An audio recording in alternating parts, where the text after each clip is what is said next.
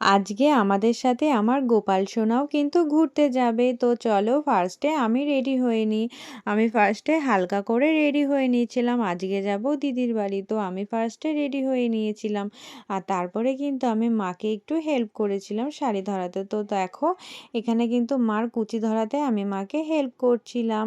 আমি যখন কোথাও যাই মা কিন্তু আমাকে রেডি করে দেয়। আর মা কোথাও গেলে আমি কিন্তু রেডি করিয়ে দিই। তো দেখো আমি কিন্তু মাকে সুন্দর করে রেডি করিয়ে দিচ্ছিলাম। আর বলছিলাম তোমাকে কিন্তু এই শাড়িটা পরে বেশ ভালোই লাগছে। মা কিন্তু এই শাড়িটা পুজোতে নিয়েছিল। তো দেখো শাড়ি ধরা কমপ্লিট হয়ে গেছে।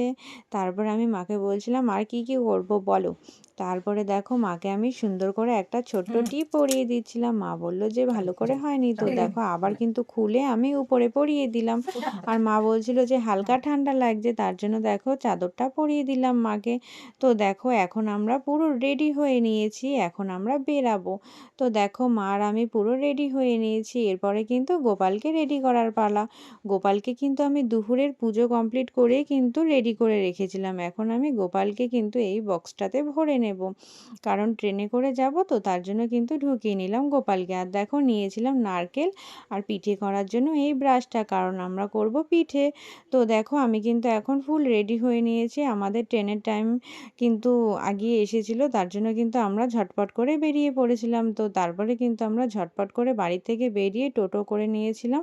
টোটো ধরে আমরা সোজা চলে গিয়েছিলাম মিষ্টির দোকানে।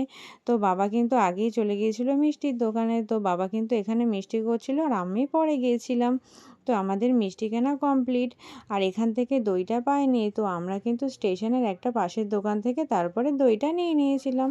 আর তারপরে দেখো আমরা চলে এসেছিলাম আমাদের ঘোরার জায়গাতে, মানে যেখানে আসার কথা ছিল। তো দেখো এটা কিন্তু কালীনারায়ণপুর।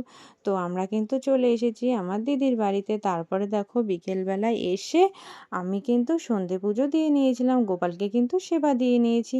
আর তারপরে সন্ধেবেলায় আমরা একটু টিফিন করে নিলাম।